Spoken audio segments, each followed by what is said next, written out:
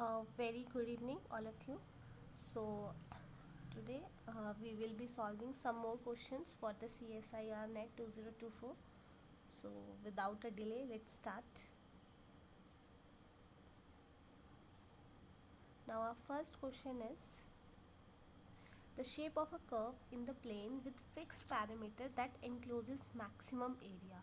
So, we should be knowing this thing,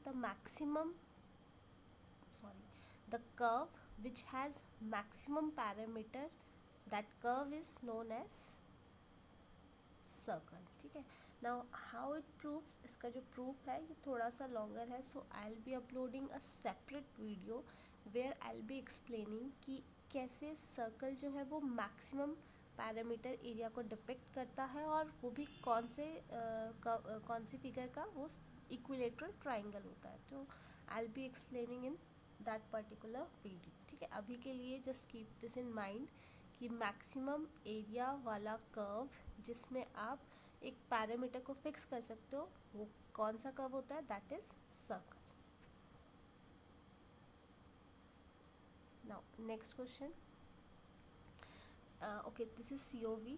now we all know how to find this thing. इसका जो formula होता है वो क्या होता है, DF upon DX minus D upon DX. Oh sorry, मैंने गलत लिख दिया. ये होता है DF upon DY minus D of DX, और ये होता है DF upon DY dash is equals to 0. इसके 3 अलग अलग फार्मूलेज होते हैं, बट इस क्वेश्चन में this particular formula will be used. ये यहाँ पे 0 आ जाएगा माइनस D ऑफ DX, और ये हमारा आ जाएगा X minus 2 of Y dash is equals to 0. यह रहेगा -1 plus 2y double dash equals to 0. तो यहाँ से y डबल डैश क्या आ जाएगा, 1/2. ठीक है.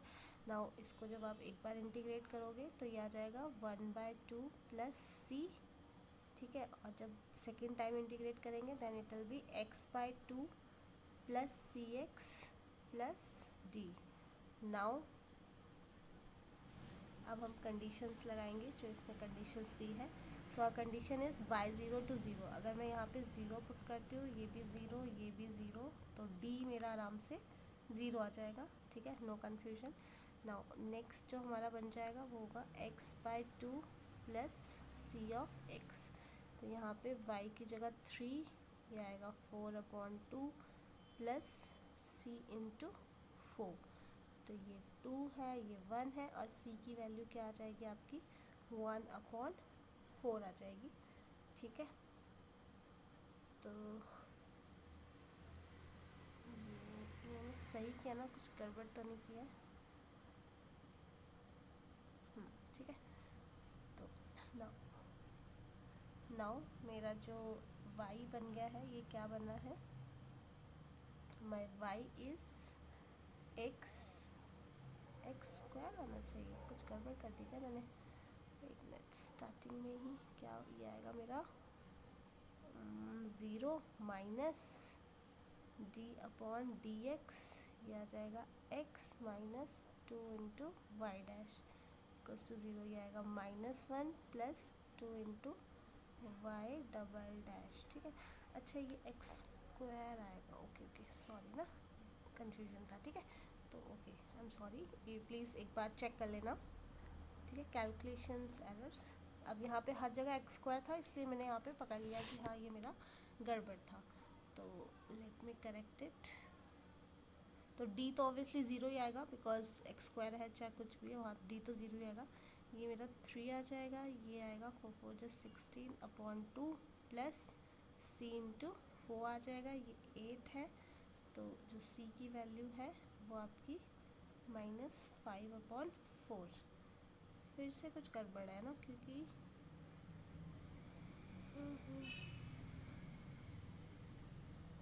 क्या गड़बड़ हो रही है, अनएबल टू फाइंड दैट. एक मिनट. ये मेरा आ गया माइनस d अपॉन dx, ये आ जाएगा x minus 2 of y dash. तो ये minus x plus 2 into this, now y dash is okay, ये 4 आएगा, ठीक है। सॉरी, बहुत सारी कैलकुलेशंस एरर्स हो रहे हैं, I don't know why, I am so sorry, ठीक है। तो ये 4 होगा, तो c की जो वैल्यू है वो आपकी -1/4 आएगी। आई एम सो सॉरी, आप प्लीज़ ये कैलकुलेशंस एरर्स देख लेना, ठीक है। And why I am coming to know this thing by looking at the options, कि हाँ ऑप्शंस मेरे नहीं आ रहे, ठीक है। तो यहाँ से y मेरा क्या आ जाएगा, y आ जाएगा x²/4 -1/4, ठीक है, इंटू ये हमारा x। तो मैं 4 को उधर ले जाती हूँ और x यहाँ कॉमन ले लेती हूँ, x -1, so D option is correct. I am so sorry for the mistakes, calculation mistakes. Now next भी हमारा कुछ ऐसा ही होगा, बट इसमें हमें क्या करना होगा, इसमें हमें जो W है इसको मैं एक तरह से y ले लेती हूँ, बिकॉज हमें y में थोड़ा फिगर्स ज़्यादा याद रहती है, ठीक है। तो जब मैं इसको बोलूँगी तो ये मेरा क्या हो जाएगा, एक तरह से y डैश स्क्वायर है, ठीक है, और ये मेरा f ऑफ y आ जाएगा, ठीक है। तो अब मेरे को यहाँ अलग फॉर्मूला लगाना है, यहाँ पे अलग फॉर्मूला लगाना है, तो मेरा क्या हो जाएगा, यहाँ पे y वाली टर्म कुछ नहीं है, ठीक है। अब ये आ जाएगा dx, ये मेरा 2y डैश आ जाएगा, और ये प्लस ये f आ जाएगा, बस बाकी सारा 0 आ जाएगा, इक्वल्स टू 0। तो ये मेरा आ जाएगा -2y डैश अपॉन 2, और ये plus f is equals to 0, ठीक है। तो एक तरह से देखा जाए तो मेरा y डैश क्या आ रहा है, f आ रहा है, ठीक है। तो यहाँ पे हमारे ऑप्शंस क्या है आप देख सकते हो, ये मैं अगर y ले लूँ या, तो एक तरह से D option is very much correct, बाकी कोई ऑप्शन मीट हो ही नहीं रहा है इसमें, ठीक है। तो जब भी हम कॉम्पिटिशन्स के क्वेश्चंस कर रहे हैं वहाँ पे हमें एलिमिनेशन मेथड्स पे ज़्यादा जाना चाहिए, it is more approachable. Now this question, अब इसमें आप देखो x भी है और y भी है, ठीक है। तो हमें इसको क्या करना है, पहले मैं y के रिस्पेक्ट में करती हूँ, ठीक है।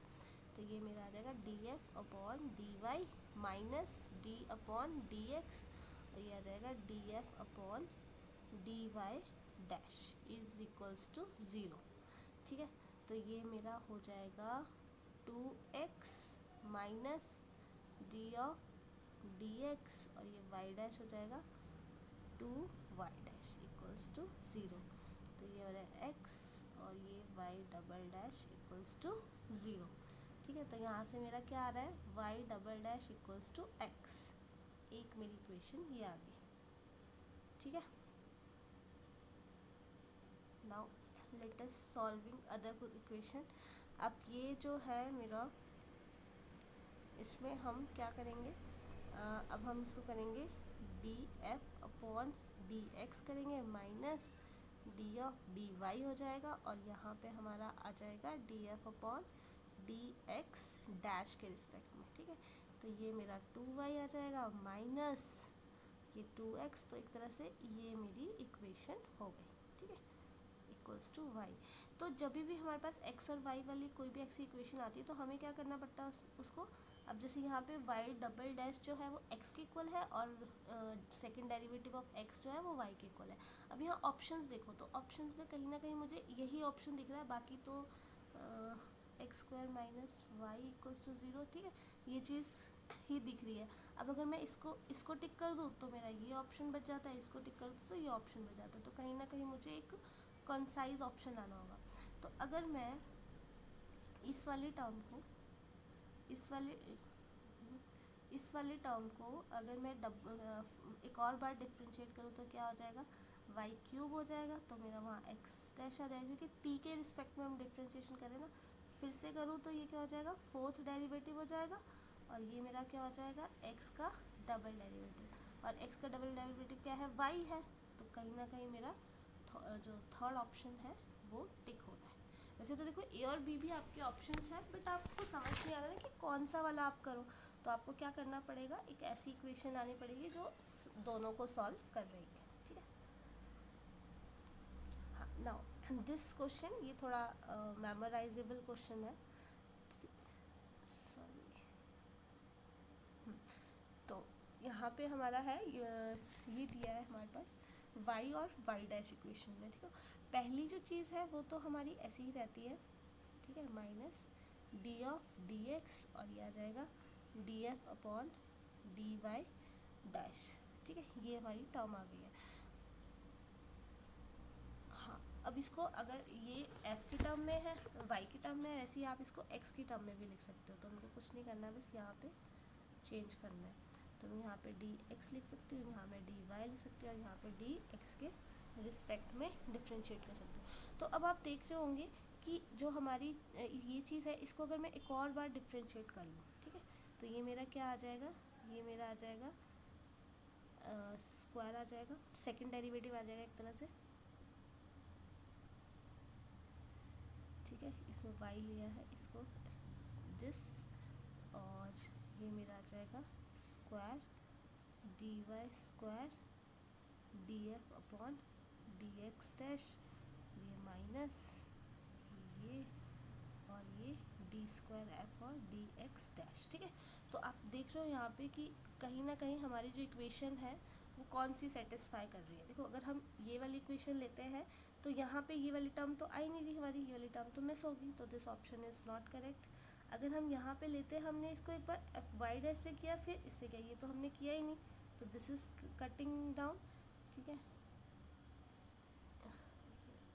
फोर्थ ऑप्शन दिख नहीं रहा है, ठीक है। तो अगर हम